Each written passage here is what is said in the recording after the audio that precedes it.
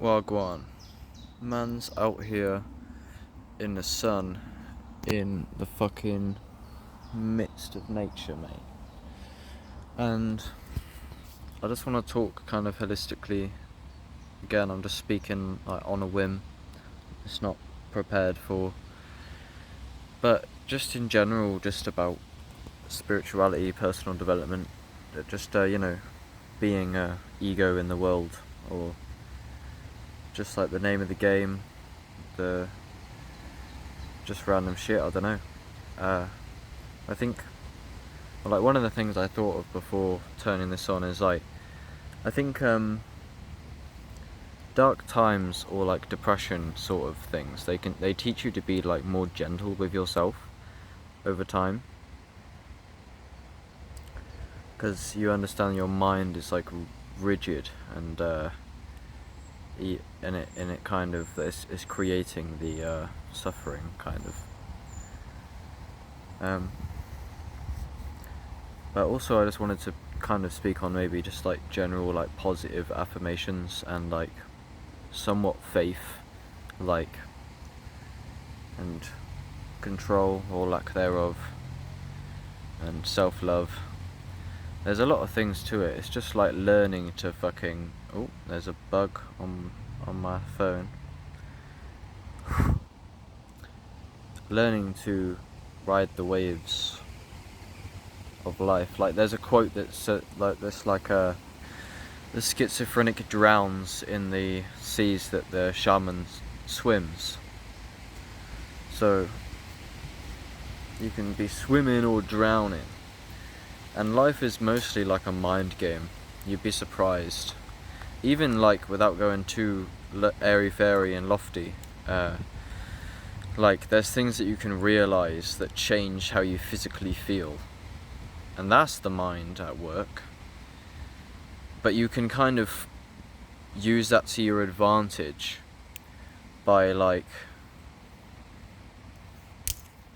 so I don't know, something I was experimenting with recently kind of, I made a podcast that I haven't uploaded yet, but I'll link it in the description comments when it does come out. I was talking like in depth about crystals, but as in short, I'm not saying I believed in crystals ever, but you basically placebo effect yourself, so you just tell yourself that it will help you. And then I took that even further in other areas of life, and it's just like you just kind of like, you tell yourself stuff and it basically becomes true. Like I had these crystals, these special rocks, and I hold them and I tell myself that this one makes me stronger, this one makes me like masculine and more stoic, this one makes me more mindful and present, this one makes me like grateful and then when I'm holding them, eventually if you keep repeating the affirmation, it actually like, you actually feel like ready as fuck. Like I felt like a lot better about how I was carrying myself just by like, so I don't know, I reckon there's definitely something to it. You could probably do it without them, but it's just weird how your mind is really powerful. Like, do you ever think, this is one thing actually I haven't ever really said before, but it's like you almost feel like you're just not really that good at like, not like you're functional in the world and everything, but it's like if you were to sit in your room and to like have to contemplate just with your mind, like sometimes you might try and do a contemplation for personal development, etc., or whatever, but like you almost feel like you could be a lot sharper. Like half the time I'm fucking listening to a podcast, and when I'm not, I feel like my mind is like, it just bounces from one thing to the next, and I don't.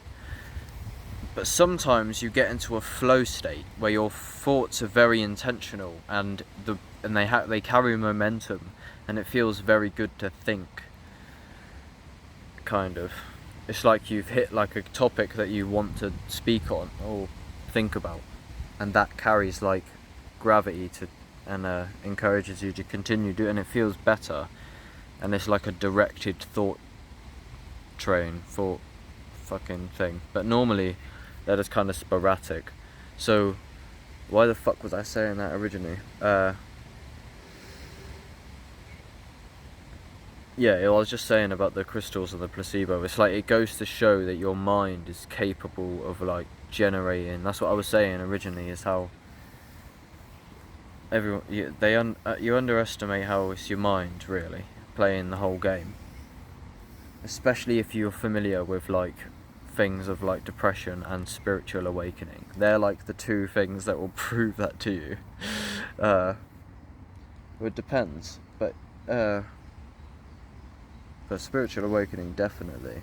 But like things like depression, like look into Eckhart Tolle. Like he just says how, long story short, like there's literally levels of awareness that seem to be superior, like fundamentally superior to other levels, in a way, where like your awareness grasps more from a more holistic, big picture perspective, where like on the lower levels of consciousness you believe that you are your thoughts, and you can think about stuff and worry and then get lost in your mind and like create fucking hell on earth. But then there's a different level where you just like kind of perceive this narrative that just keeps talking language like in fucking in some unseen realm, and you like and when you clock that, you can just kind of see it from the outside and just be like, who the fuck is that talking? Because it says all kinds of fucking random shit all the time. And then when you notice that you're a slave to that, that's basically the origin of depression, like literally for the most part. Not to say that the narrative isn't legit half the time. I know Leo Gura, like if you look at his What is Happiness video, he says don't get gaslit by the Buddhists that say you can just meditate your way to happiness. Like, what about aspiration? And yeah, so that's the tricky thing, is because I feel like all of these public intellectuals, you know, like Jordan Peterson's Exodus. Have you seen that, where they're all like, they have like this table and there's like 8 fucking wise old men sat around the table. They're all like debating fucking like loads of mad shit. We need to get on that table Terence McKellar, Alan Watts, Leo Gura, Connor Murphy, fucking Aubrey Marcus, myself, Mr. Traumatic, Inspector Veg, Spectrum, Mr. Nature, Miss Sunshine, Psychedelic Actualization. The list goes on, bruv. Fucking Psych Substance. I could go. People underestimate the power of YouTube. There's this stigma that people are like, oh, it's just YouTube. It's like, yeah, but it's like, what about books? Do books look more intellectual? It's just information. Like, don't underestimate the power of a conversation on the internet. They will completely change your fucking life. That's what, and people agree. Who agreed with me on that? I said when I found Actualize.org and I just delved into his stuff, it literally just like made my intellect like evolve drastically. Like, there was just this phase where I just became like a lot. Not that I'm not even, because the thing is, all this wisdom that I'm saying or whatever on here that I'm trying to tell you now, basically ever since I made my channel, my life has basically been pretty fucking unstable. So don't even, that's what I mean. So why should you listen to me, in a sense? But I'll tell you why you should listen to me. If you know spirituality, then you know spirituality. Obviously, then you'll know a lot about what I'm talking about. But I always have intuitions about things that get verified, like by external information, or like I already know it before I could have known it, in a way. It's like an intuition, I guess, but it's not something that I've ever like. I don't like own that and tell everyone. Like, it was just something I was thinking earlier. Loads of shit keeps happening of that nature, and I've had it. And I have a second channel. What's it called? It's literally called Spiritual Psychosis, with psychosis in quotes. It's an old channel, and I said, like, you can tell if you have a spiritual intuition if things keep getting verified, and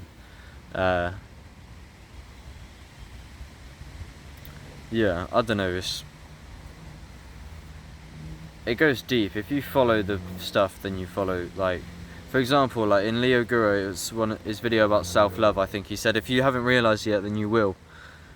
Like you're yet to realise it, and then you actually do realise it, and you're like, how did you know that? That's what I'm on about. It's like, and that's the thing, yeah. It's because, say what you want about it, but you experience this shit, maybe on a plant medicine or whatever, and then you find other people who've also done it, and there's whole cultures around it, and people take this stuff very seriously.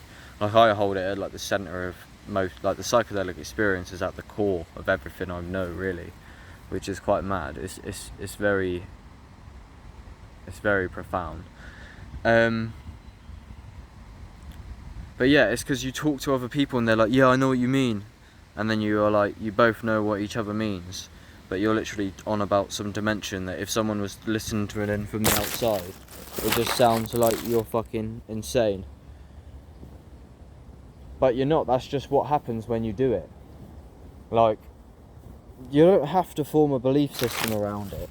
The thing is if you take 5 grams of mushrooms in silent darkness or in nature, sat out here, anything, if you take 5-7 dried grams of magic mushrooms, I'm not saying you should, if you do, then you will literally witness infinity, and it doesn't really matter who you are. Like, it basically does it just like physically to your brain. You have no choice. It just opens the floodgates of energy, and then you just confront God. But it can be very, very, it depends. It's a mirror, it's a reflection in a lot of ways. But yeah, I guess that was it. I have no idea what the fuck I just spoke about, but I've got my read this book, it's sick.